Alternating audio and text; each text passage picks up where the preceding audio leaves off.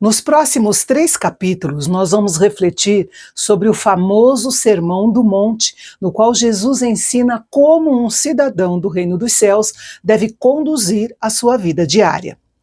Na sessão anterior, Mateus mencionou que grandes multidões seguiam Jesus por toda parte na Galileia. E como seu propósito não era impressionar e sim ensinar aquele povo, ele subiu a um monte próximo dali. Embora esteja escrito que Jesus deu esse ensinamento aos seus discípulos, o uso desse termo é amplo e inclui muitos que o seguiam. O fato de Jesus, como mestre, estar sentado simbolizava autoridade. Era como estar na cadeira de Moisés ou na cadeira do mestre, com a intenção de dar uma instrução formal. Jesus começou a ensinar não como um dos profetas, mas como filho do próprio Deus. A primeira parte do Sermão do Monte é conhecida como as bem-aventuranças, que significa as bênçãos. Elas trazem promessas de felicidade e instruções práticas de conduta. É importante que se entenda que a expressão bem-aventurados, no grego makarioi, vai além do significado de ser feliz. Ela descreve um estado de felicidade profunda, abençoada e inabalável que é independente das circunstâncias externas. Jesus começou dizendo que felizes são os pobres de espírito, ou seja, aqueles de coração humilde, que reconhecem que dependem totalmente da graça e da misericórdia de Deus. A pobreza de espírito é um pré-requisito absoluto para desfrutar desde já do reino dos céus. Felizes são os que choram. O termo se refere principalmente àqueles que lamentam pelo seu pecado e o sofrimento do mundo. Mas o significado secundário, que se refere àqueles que estão em sofrimento e angústia, não está excluído. Eles serão consolados por Deus. A promessa implica um consolo especial dado pelo Espírito Santo. Felizes são os mansos, os que sofrem afrontas com humildade, paciência e domínio próprio, contando com a ajuda de Deus, sem amargura ou vingança. Herdar a terra é uma promessa que antecipa a renovação da terra e assegura ao discípulo de Jesus a grande recompensa no reino eterno.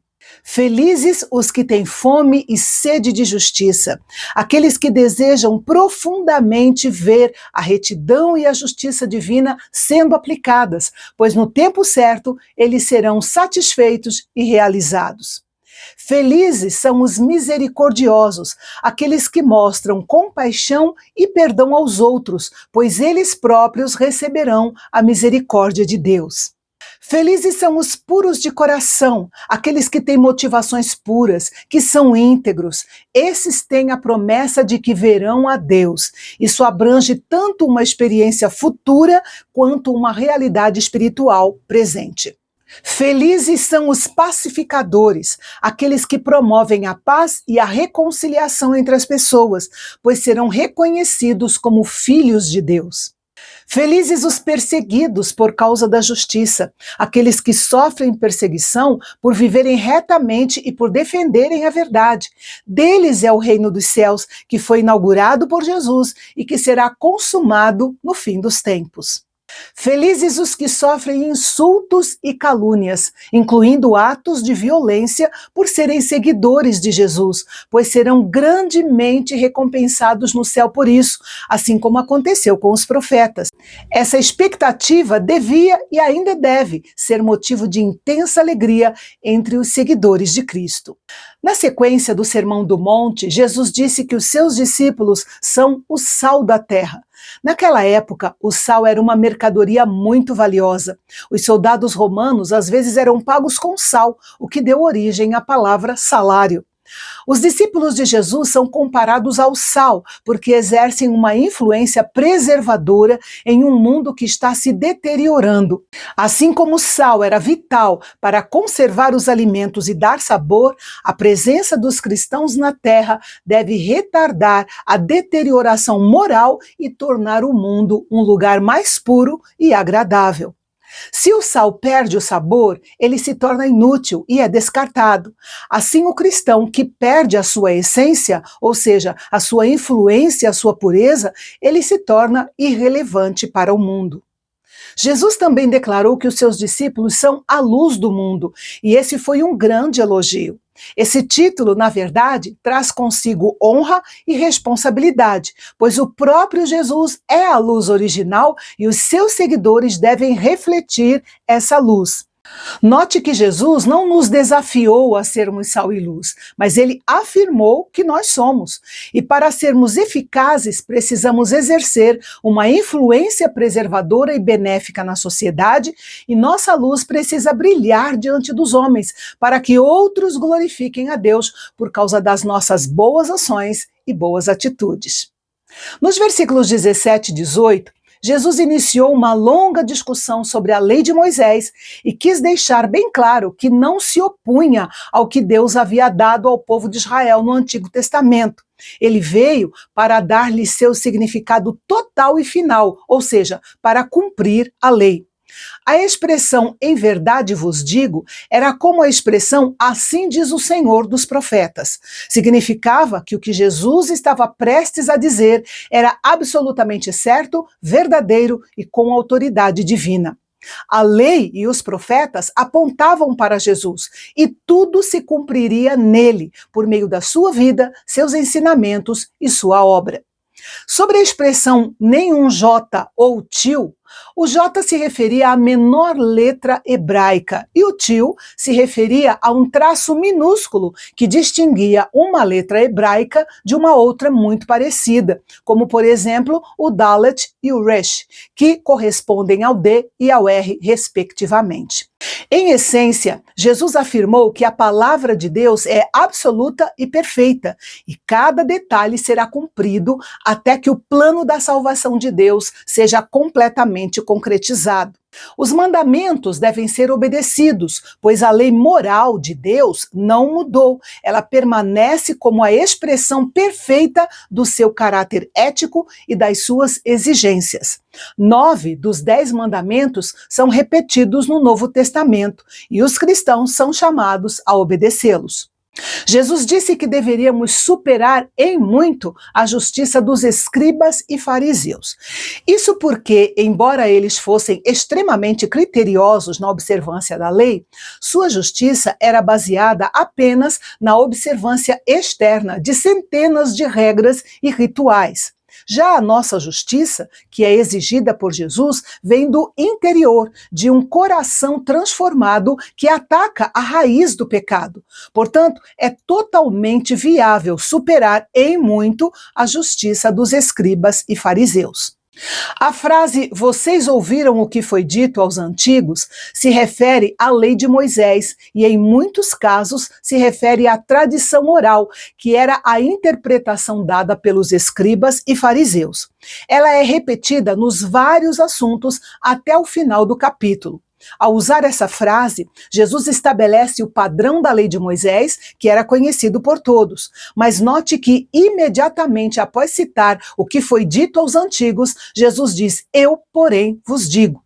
E aqui está a chave. Jesus não anula a lei, mas ele move o foco da ação meramente externa para a intenção interna, para a motivação do coração, exigindo um padrão de justiça radicalmente superior que alcança a essência do mandamento divino. E ele faz isso repetidamente nos vários assuntos até o final do capítulo. Veja só, até então a ordem era: não mate. Mas Jesus disse que até a intenção de matar já era condenável. Até a oferta seria rejeitada se houvesse qualquer tipo de sentimento contrário entre irmãos.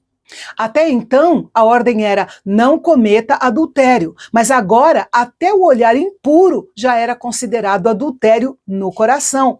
É importante que fique claro que Jesus aqui não está dando uma instrução literal para a automutilação. Ele está usando uma hipérbole ou um exagero intencional para enfatizar a urgência e a seriedade de evitar o pecado que leva à condenação eterna.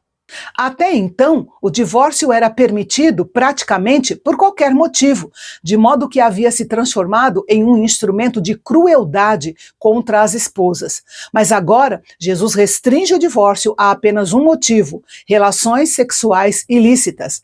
Qualquer outro motivo anularia a possibilidade de um novo casamento e exporia ambas as partes ao pecado de adultério, pois o casamento original ainda seria considerado válido por Deus. Até então, os judeus juravam por qualquer coisa, na tentativa hipócrita de dar credibilidade às suas palavras, pois de outra forma poderiam parecer duvidosas. Mas agora Jesus proíbe a prática de jurar, argumentando que o verdadeiro discípulo deve viver em um estado de integridade absoluta. Sua palavra deve ser sempre sim ou não, sem a necessidade de juramentos para reforçá-la. Até então, prevalecia o olho por olho, dente por dente, que era uma lei de justiça proporcional para evitar que a vítima buscasse uma vingança excessiva, como, por exemplo, matar alguém por causa de uma cerca quebrada. Mas agora, Jesus substitui a justiça da vingança proporcional, olho por um padrão de graça e amor sacrificial. Em vez de buscar punição, o discípulo deve praticar a não violência pessoal e a mansidão, provando que sua conduta é regida pelos valores do reino de Deus.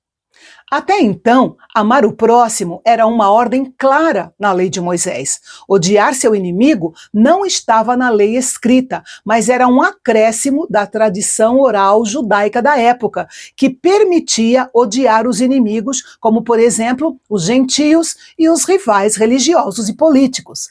Mas agora, Jesus eleva o padrão, anulando a separação entre o próximo e o inimigo. O mandamento é prático: orar pelos inimigos. Isso impede o ódio e a retaliação no coração, tornando impossível desejar o mal para a pessoa por quem se está orando. Jesus ensina que o amor cristão não pode ser limitado àqueles que nos amam. Amar e orar por aqueles que nos odeiam é a marca da verdadeira justiça do reino dos céus e prova que o crente está agindo como filho de Deus. A conclusão para a verdadeira interpretação da lei de Deus é: seja perfeito. Esse não é um mandamento para atingir a impecabilidade absoluta nesta vida, mas sim um chamado para uma integridade moral e ética completa que imita o caráter de Deus. Ser perfeito significa ser completo em amor.